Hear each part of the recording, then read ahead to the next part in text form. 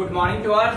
आप सभी कैसे हैं? मैं उम्मीद करता हूं आप सभी बहुत ही अच्छे हैं। तो आज चलते हैं। सबसे पहले आज 15 अगस्त है, स्वतंत्रता दिवस है। इसलिए आज स्वतंत्रता दिवस के शुभ अवसर पे आप सभी देशवासियों को मेरे ओर से ढेरों सारे बधाई हो, ढेरों सारे खुशी हो, क्योंकि आज हमारे देश की एक राष्ट्रीय पर्व है जिसको काफी हर्ष और उल्लास के साथ हम सभी देश प्रेमी मनाते हैं। और हम जितने भी हमारे देश की वीर सपूत है जिन्होंने कि अपने जान को बलिदान दिए हैं, उन सभी को हमारे ओर से नमस्कार है और जय हिंद है मेरे ओर से। तो इस तरह से आज के दिन हम सभी उन शहीदों को, उन महानुभावों को, उन बड़े बड़े नेतृत्वकर्ताओं को आज हम सभी याद करते हैं और जन्मों जन्मों तक उन सभी महापुरुषों को हम लोग याद करेंगे, क्योंकि उन्होंने हम सभी के लिए काफी कड़ी मेहनत की और साथ ही साथ यहाँ तक कि बहुत सारे जो भी वीर पुरुष थे वो सभी अपना जान तक भी न्यौछावर कर दिए। इसलिए हम सभी को अपना कर्तव्य बनता है कि उन सभी वीर शहीदों को हम सभी जन्मों जन्मों तक याद करते रहेंगे। और इसी बात पे अब हम लोग क्लास स्टार्ट करने वाले हैं। जय हिंद, जय भारत। अब चलते हैं थोड़ा क्लास की ओर, ठीक है। तो आज हम लोगों का टॉपिक रहने का है मेजरमेंट ऑफ डिस्पर्सन स्टैटिस्टिक्स का एक बहुत ही बड़ा और इम्पोर्टेंट टॉपिक है। इस टॉपिक के बारे में सबसे पहले आज हम लोग जो डिस्कशन करेंगे ये जो है एक लॉन्ग वीडियोज होगी और डिस्पर्सन चैप्टर का ऑल टॉपिक मैं एक ही वीडियो में आज करवाने वाला हूँ। तो इसलिए इस वीडियोज को स्टार्ट से लेकर के एंड तक देखेंगे ताकि डिस्पर्सन में जो भी इसका कॉन्सेप्ट है, इसका क्या रीजन है, इसका क्या मीनिंग है, ऑब्जेक्टिव्स क्या है, एडवांटेज क्या है, यूजेज क्या है और डिस्पर्सन का मेजर करने का कौन कौन सा स्टैटिस्टिकल टूल्स है, उन तमाम चीजों पे आज हम लोग स्टार्ट करने वाले हैं। तो चलते हैं, हम लोग समझते हैं। सबसे पहले देखिए डिस्पर्सन क्या है। तो हमेशा याद रखेंगे डिस्पर्सन का मतलब होती है फैलाव, ठीक है। अब हम लोग स्टार्ट से चलते हैं। क्या, जैसा कि हम लोग स्टार्ट में पढ़े मेजरमेंट ऑफ सेंट्रल टेंडेंसी। क्या पढ़े? सेंट्रल टेंडेंसी, ठीक है। Measurement of central tendency. अब आज हम लोग क्लास में फिर स्टार्ट किए हैं और पढ़ने के लिए चले हैं मेजरमेंट ऑफ डिस्पर्सन। क्योंकि थोड़ा सा बैकग्राउंड को जानने की जरूरत है, क्योंकि ये बहुत ही इंटरेस्टिंग और थोड़ा सा टेक्निकल चैप्टर है। अगर उस टेक्निक को अच्छे से समझ पाएंगे तो हम लोग इस चैप्टर को इजी बेसिस क्वेश्चन सॉल्व भी कर सकते और साथ ही साथ हमेशा के लिए ये मन में जाकर के ये सेव हो जाएगा और कभी भी हम लोग भूलेंगे नहीं। तो देखिए सेंट्रल टेंडेंसी को हम लोग कह सकते हैं ये एक प्रकार की क्या था, एवरेज, ठीक ना। यानी कि हम लोग मीन यहाँ पे निकाले, मीन मीडियन मोड, इसी से हम लोग यहाँ पे स्टडीज किए, ठीक ना। यानी कि जब हम लोग एवरेज करते हैं तो एवरेज में क्या होती है, वो सिर्फ हम लोग को कोई एक ही डेटा के बारे में बता पाती है और उस डेटा के बारे में सिर्फ एवरेज बताती है, लेकिन सेंट्रल टेंडेंसी इस बात के बारे में नहीं बताती है, इस चीज को रिप्रेजेंट नहीं करती है कि वह डेटा कैसा है, ठीक है। जैसा कि आपने पढ़ा था इकोनॉमिक्स में, लॉ ऑफ डिमांड क्या करता है, एक प्रकार की वो क्वालिटेटिव स्टेटमेंट होती है जो डायरेक्शन देती है, वो मेजरमेंट नहीं करती है, वो सिर्फ डायरेक्शन इस बात को देती है कि जब कोई भी गुड्स की प्राइस में चेंजेस होगी तो उस गुड्स या कमोडिटी का क्या होगी, डिमांड में परिवर्तन होगी, ठीक है। अब ये भी बता दिया कि जो परिवर्तन होगी उसका रिलेशन इनडायरेक्ट होगा। मतलब ये कि अगर प्राइस बढ़ेगी तो डिमांड घटेगी, प्राइस घटेगी तो डिमांड बढ़ेगी। मतलब वो inverse relationship between price and commodity, यानी कि प्राइस और उस गुड्स के डिमांड के कमोडिटी में इनवर्स रिलेशन बताई। लेकिन लॉ ऑफ डिमांड इस बात को नहीं बता पाई कि how much quantity demand change due to change in price.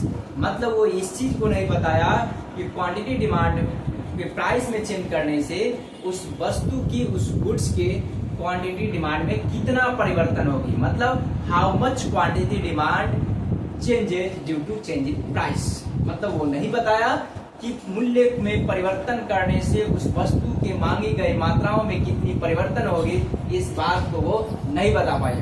In the same way central tendency क्या करती है, कोई भी डेटा को एवरेज बताती है, लेकिन वो ये नहीं बताती है कि वो डेटा कैसा है, उस डेटा में फैलाव कैसा है। जैसे मैं एग्जांपल लेता हूं, अगर कोई दो डेटा है, मान कर चलिए ए और बी, मैं दो सीरीज डेटा का सीरीज में ले रहा हूं। यहाँ पे अगर मैं बताऊं, अगर इसका डेटा में 50 है, 48 है, 52 है, ठीक है। इस टोटल कितना हो गया, अगर मैं टोटल को मैं ऐड करूं तो इतना हो जाएगा 150 हुआ।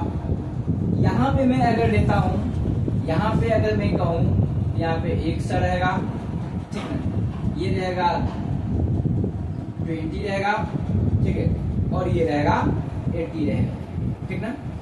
अगर मैं 20 है और उसके बाद यहाँ पे रहेगा 30 है, इसको मैं ऐड करूंगा, ये भी 50 होगा।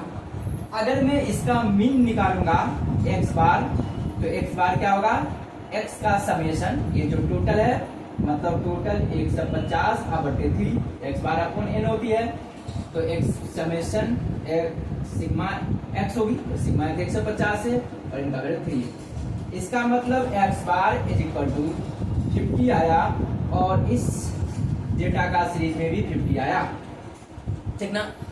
इससे ये स्पष्ट पता चला कि मीन जो है ए डेटा का, जो ए सीरीज का जो डेटा था वो और बी सीरीज का डेटा का, दोनों के उन्होंने एवरेज से बताया।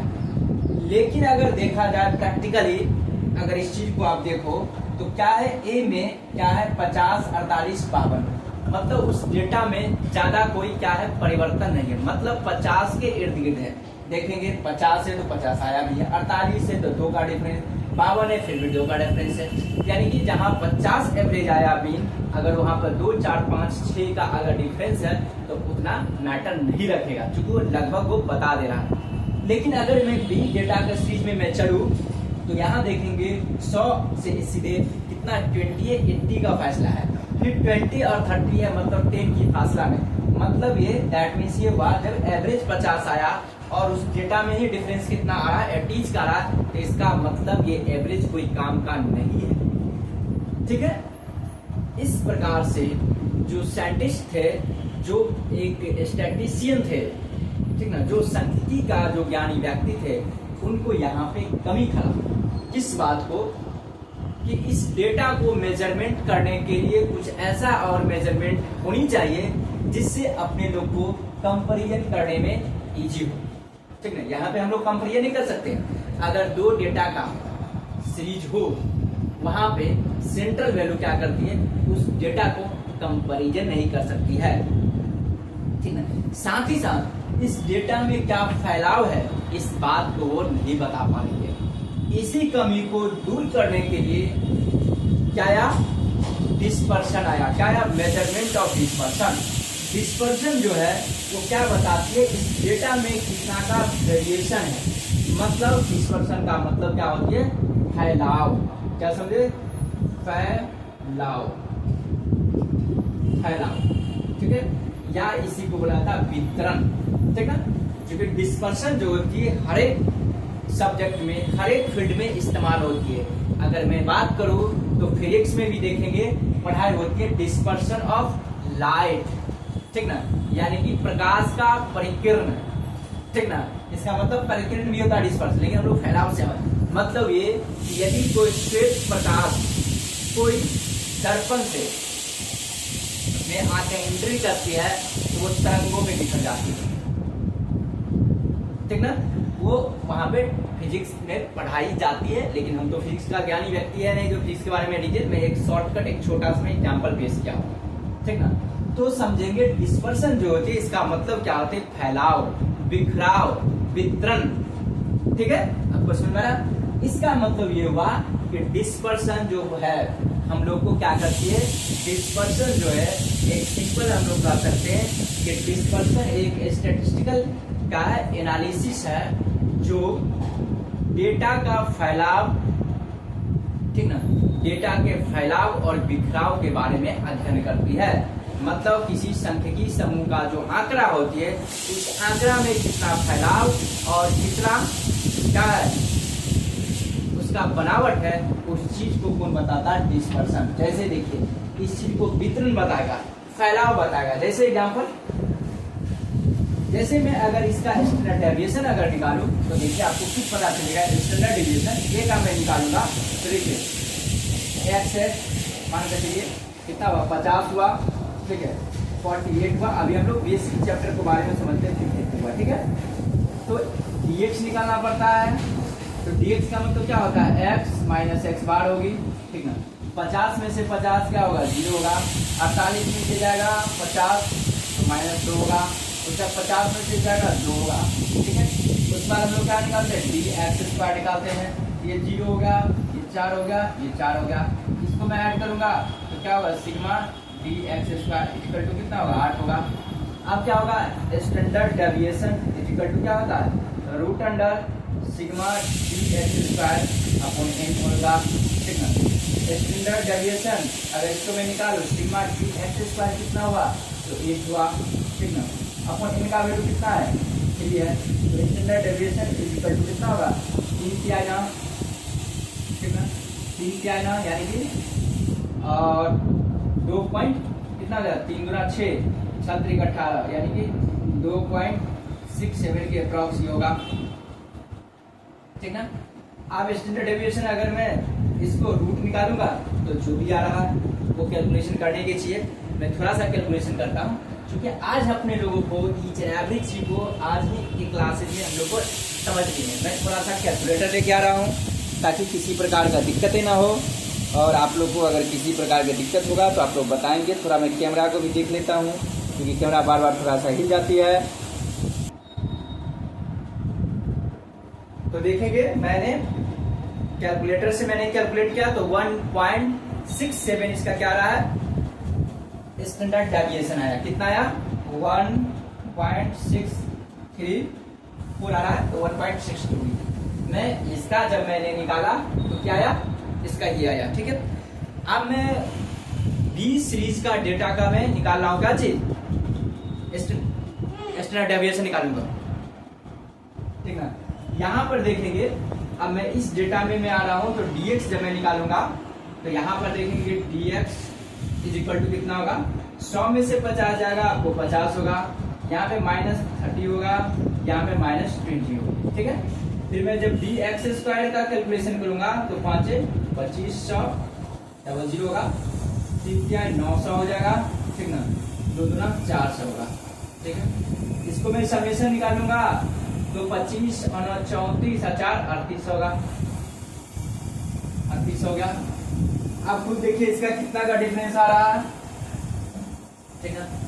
अब मैं इसको 5 25 डबल 0 3 किया 900 20 में 400, ठीक है। अब मैं यहाँ पे फॉर्मूला पे पुट करूंगा तो standard deviation is equal to क्या होगा, सिग्मा dx², ये 38 होगा, ठीक है ना, और अपॉन कितना होगा, 3 होगा। इस 3800 को मैं 3 से डिवाइड करूंगा तो मैं डिवाइड करता हूं, आपको कितना होगा, 38 100 अपॉन 3 इक्वल टू 1266, ठीक है, 1266 पॉइंट समथिंग हो रहा है, तो 66 ले लीजिए, कोई बात नहीं, ठीक है, 66 आ रहा है। उसके बाद स्टैंडर्ड डेविएशन इसका मैं रूट निकालूंगा तो कितना हो जाएगा, देखिए 12 से 66 का रूट 1266 यानी कि 35.58 आ रहा है। आप देखिए, अब खुद सोचिए, जब मैंने ए डेटा का मीन लिया तो 50 आया, ठीक ना, और बी का भी मैंने लिया क्या चीज, मीन लिया, बी डेटा का सीरीज का, उसका भी कितना आया 50 आया।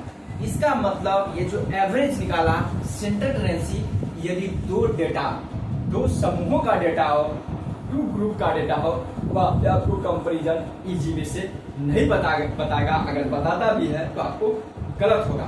देखेंगे क्या है, जबकि हम लोग स्टैंडर्ड डेविएशन कैलकुलेशन किए तो एसडी का देखें कितना का फर्क हुआ 1.63 और एसडी इसका आया 35.58, अप्रॉक्स 34 का डिफरेंस आ गया। इसका मतलब इस डेटा और इस डेटा में एवरेज 34 का क्या है, फैलाव है, मतलब कि वेरिएशन है, इसलिए बोला जाता है। ठीक है, क्या बोला जाता है, तो dispersion is the measurement of scatteredness of the value of the series of the item। मतलब ये कि डिस्पर्शन जो है एक मेजरमेंट करती है किसका, स्कैटर्डनेस, किसका, फैलाव की, scatteredness of the value of the series of item. मतलब कि उस सीरीज का, उस वैल्यू का आइटम को क्या करती है, फैलाव को मेजरमेंट करती है। साथ ही साथ ये भी बोला गया है dispersion is the measurement of extent to which item are vary. मतलब कि वेरिएशन जो है वो बताता है कि जो आइटम है वो कितना तक वेरी करती है, मतलब कितना तक फैलाव है। उसी चीज को हम लोग क्या कहते हैं, डिस्पर्शन कहते हैं। तो सिंपल समझ सकते हैं, डिस्पर्शन का मतलब है वो किसी को मेजर करती है, स्कैटर्डनेस। क्या समझे, ये मेजरमेंट करती है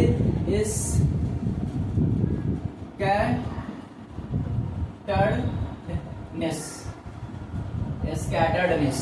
ठीक ना, थोड़ा सा एक चीज में टॉपिक दिख रहा हूं, ठीक है।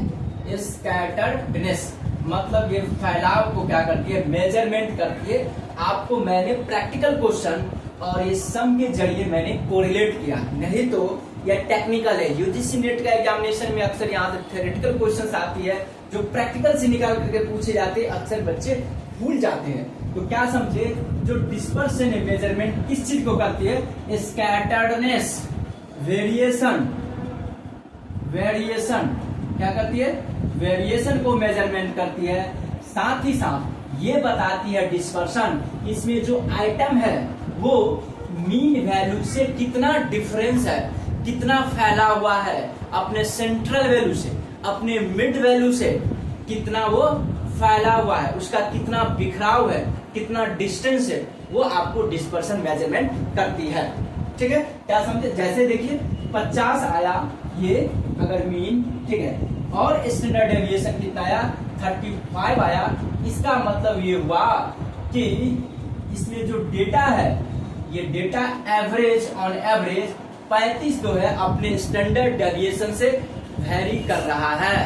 ठीक है, इसका मतलब जब डिस्पर्शन हम लोग ज्ञान करते हैं, फाइंड आउट करते हैं, तो हमें ये कंपैरिजन और अपने कंक्लूजन है सही हद तक पहुंच पाती है। क्योंकि ये बता दिया दोनों में बहुत का डिफरेंस है। देखिए एक का स्टैंडर्ड डेविएशन 1 है, एक का मतलब 1 पॉइंट समथिंग और दूसरा का 35 पॉइंट समथिंग। देखिए ये तीन ही सीरीज डेटा का सीरीज है जिसमें इतना का डिफरेंस है।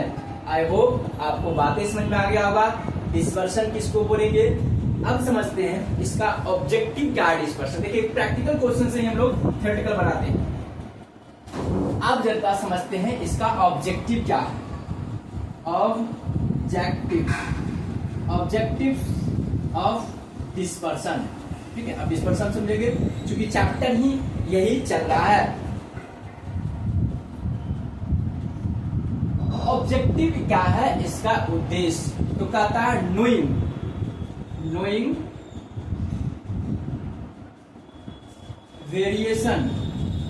वेरिएशन ठीक ना फ्रॉम एवरेज, ठीक ना। इसका उद्देश्य क्या है, ये जानकारी रखें इसका एवरेज से कितना वेरिएशन है, मतलब एवरेज से कितना दूरी पे है।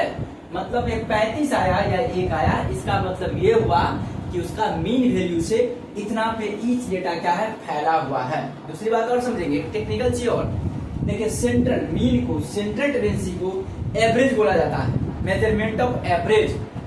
इन the same way dispersion is also known as average but second order of average. इस चीज को याद रखेंगे, क्या समझे कि डिस्पर्सन भी एक प्रकार के एवरेज है, लेकिन वो सेकेंड ऑर्डर एवरेज है। सेकेंड ऑर्डर एवरेज का मतलब कि एक मीन फाइंड आउट कर लेते हैं, उसके बाद फिर से जब हम लोग निकालते हैं स्टैंडर्ड डेविएशन, तब हम लोग क्या करते हैं, उसको एवरेज जो निकलती है तो वो एक तरह के सेकेंड ऑर्डर एवरेज है। क्या समझे, central ratio first order average है, जबकि डिस्पर्सन सेकेंड ऑर्डर एवरेज है। इस बात को याद रखेंगे। एन एवरेज है ये भी, क्यों, क्योंकि आपने जो स्टैंडर्ड डेविएशन का कैलकुलेशन किया है वो बताता on an average mean value से सेंट्रल वैल्यू से उसका जो डेटा है वो ऑन एन एवरेज 35 पॉइंट इतना का डिफरेंस है। ऑन एन एवरेज उतना दूरी पे है, उतना फैला हुआ है।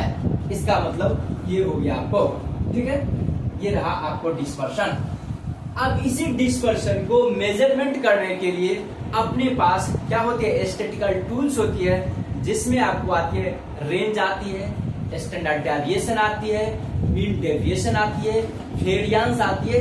ये सभी क्या है, डिस्पर्शन का मेजरमेंट करने का क्या है, एक स्टैटिस्टिकल एनालिसिस करने का एक अथी है। ये क्या है, फॉर्मूला है, एक उसका कॉन्सेप्ट है। क्योंकि डिस्पर्शन को मेजर करने के लिए तो कुछ स्टैटिस्टिकल टूल्स होनी चाहिए ना, तो उसको टूल्स है, रेंज है, क्वार्टाइल डेविएशन है, क्वार्टाइल है, इंटर क्वार्टाइल है, मीन डेविएशन है, स्टैंडर्ड डेविएशन है और वेरिएंस है। समझ गए ना, ये रहा।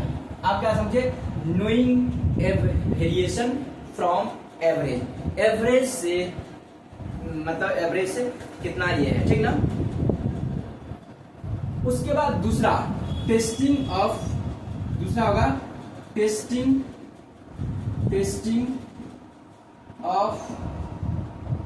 Of reliability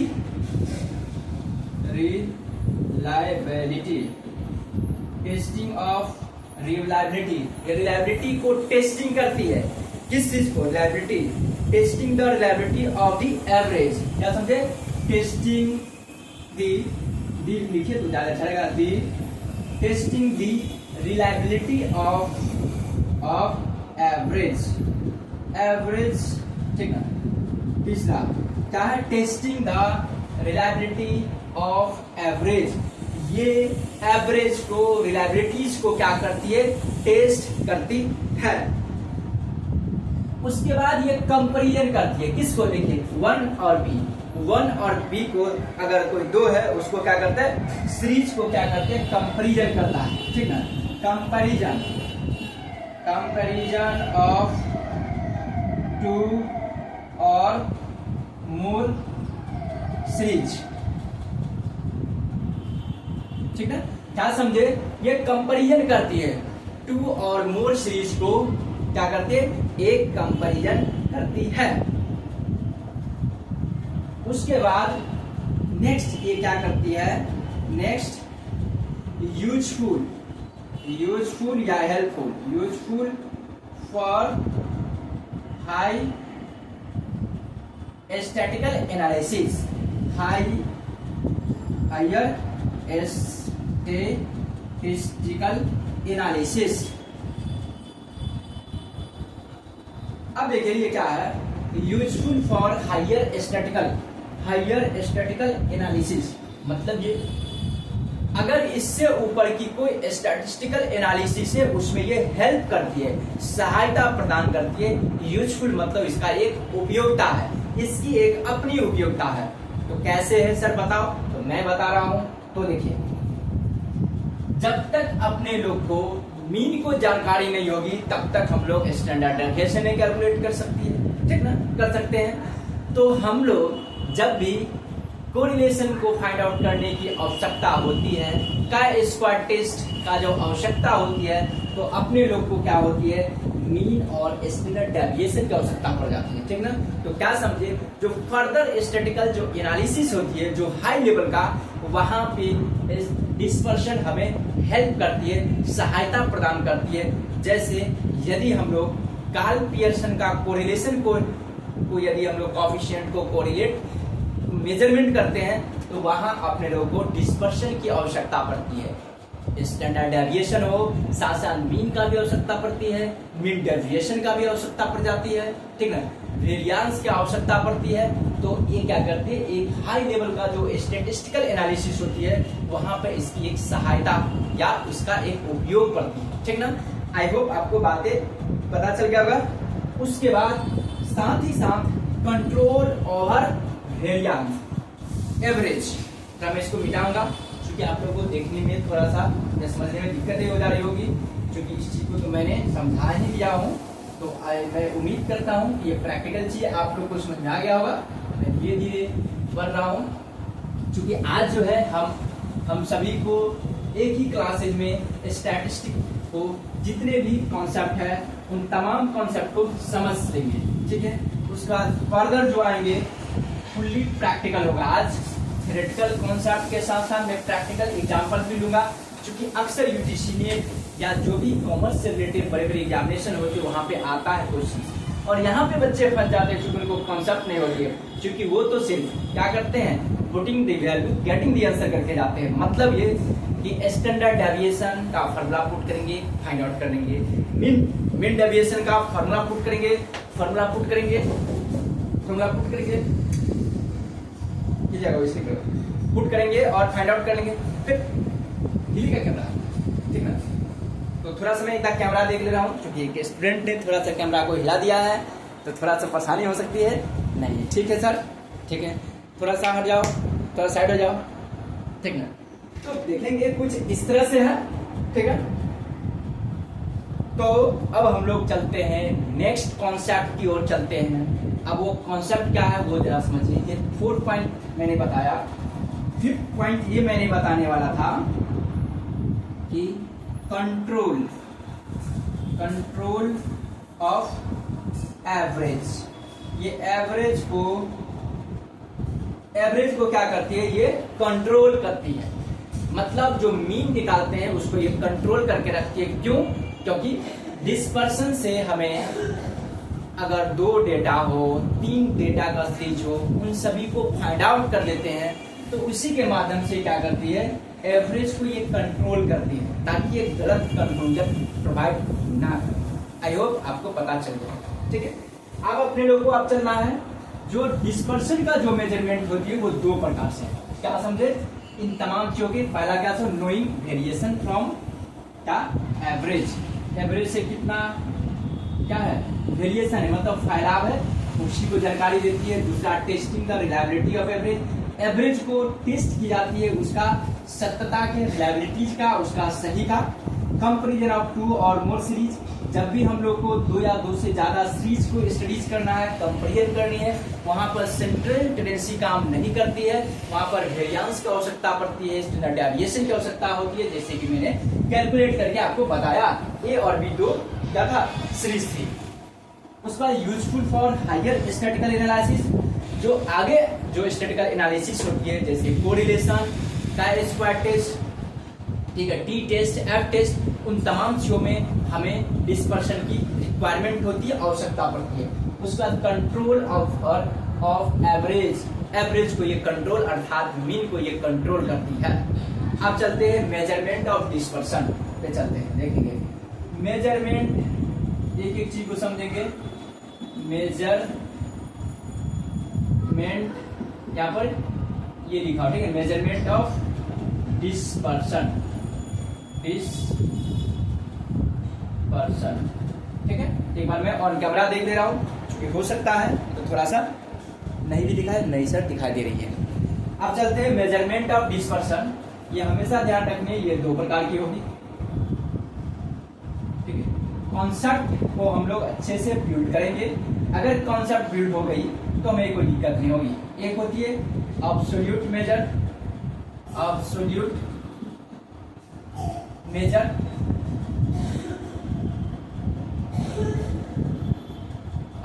measures of dispersion, absolute measures. और दूसरी होती है रिलेटिव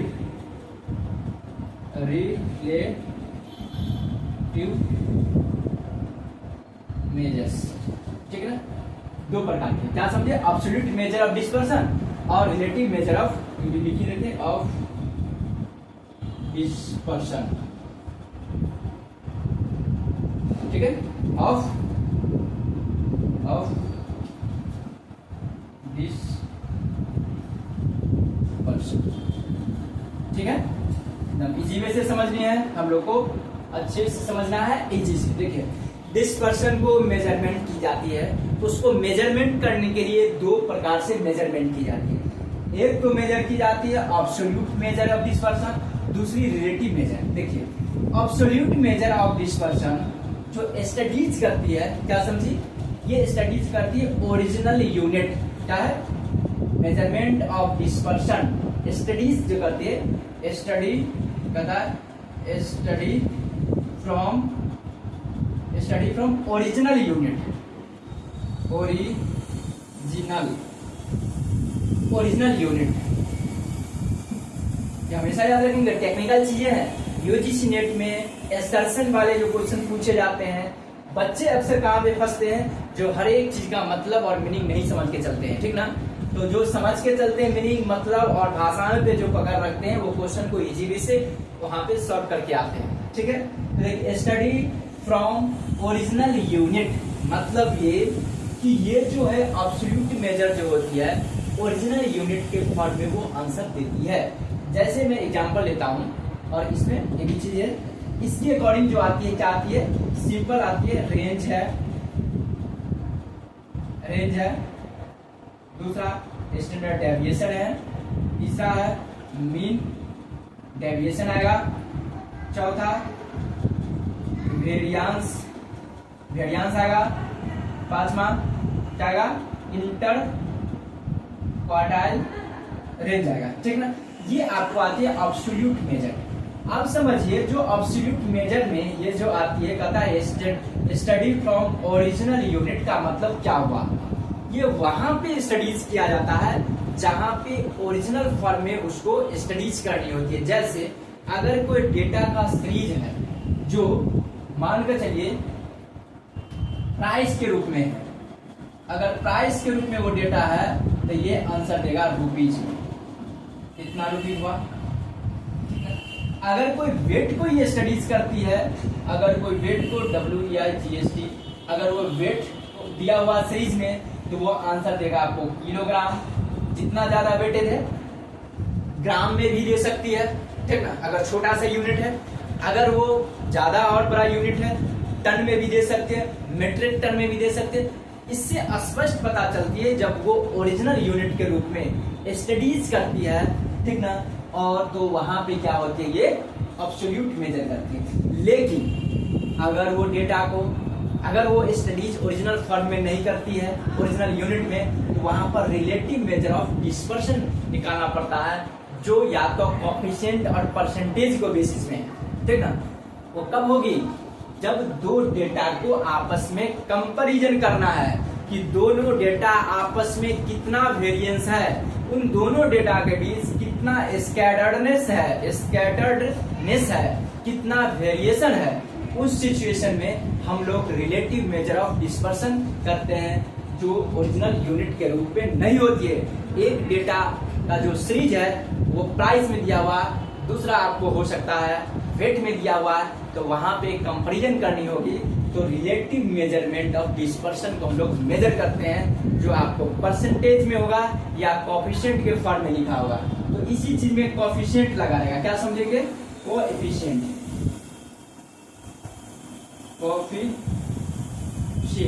क्या समझे, तो coefficient of range, coefficient of standard deviation, coefficient of mean deviation, coefficient of variance, coefficient of inter quartile range, ठीक ना। तो ये हो जाएगा आपको क्या, relative measure of dispersion. I hope आपको यहाँ तक पता चल गया होगा ये डिस्पर्शन क्या है। अब थोड़ा सा मैं एक छोटा सा कहानी के फॉर्म में इस चीज को और कोरिलेट करता हूँ, कंक्लूड करता हूँ, ताकि आप लोगों को मन में बस जाए कि डिस्पर्शन जो होती है मतलब रियल में क्या है। देखिए इसमें एक कहानी कहा गया, डिस्पर्शन के जो उत्पत्ति हुई, ओरिजिन हुई, कब से हुआ और कैसे हुआ, वो देखिए।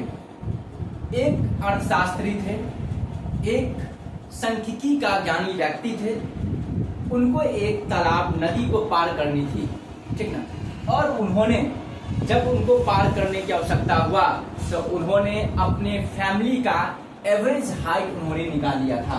उन्होंने अपने फैमिली का एवरेज, उनका क्या था, एवरेज हाइट ऑफ, उनका फैमिली का था, एवरेज हाइट था उनकी फैमिली का कितना था वो देखिए, यानी कि 4 फीट कितना था, 5 इंच था। क्या समझे, 4 फीट 5 इंच था। लेकिन जिस नदी को उनको पार करनी थी, उस नदी की जो डेप्थ थी, गहराई थी, कितना थी, तो उन नदी का यानी कि एवरेज उस नदी का गहराई का जो था, एवरेज ऑफ डेप्थ, डीप मतलब एवरेज ऑफ डीप, ठीक ना, ऑफ रिवर, मतलब ये गहराई का एवरेज कितना था, तो देखेंगे यानी कि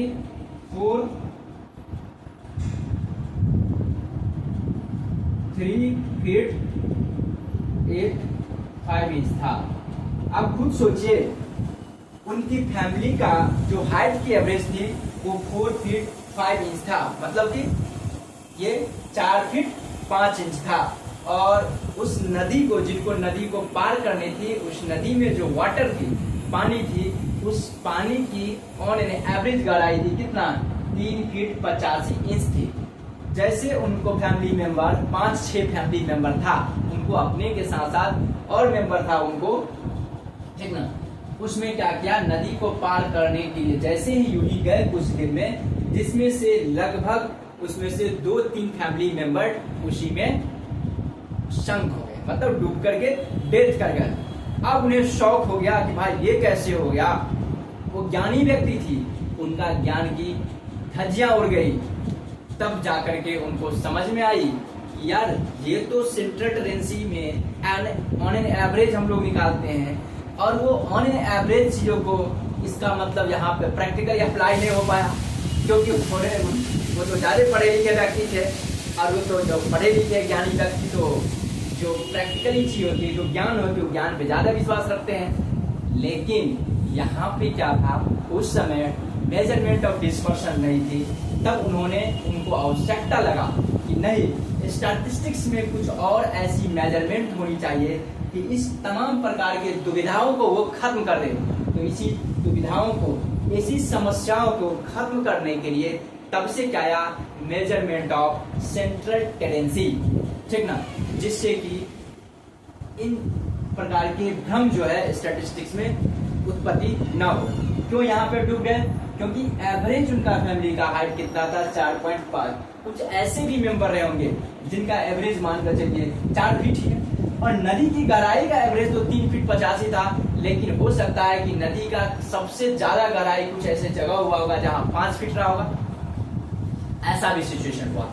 तो इस सिचुएशन में मेजरमेंट ऑफ डिस्पर्सन का रिक्वायरमेंट बना, ठीक है। आपको कैसा लगा, आप लोग कमेंट बॉक्स में कमेंट करेंगे इस वीडियो को। और मैं नेक्स्ट क्लास में जो ये प्रैक्टिकल क्वेश्चन है, रेंज का कैसे कैलकुलेशन होती है, स्टैंडर्ड डेविएशन का, इसका कैलकुलेशन पे मैं एक वीडियोज बनाऊंगा। और आप लोग इस तरह स्टैटिस्टिक्स का क्लास देखने के लिए हमें कमेंट करेंगे और बताएंगे कि कैसा लगा। Okay, bye bye, have a nice day to everyone.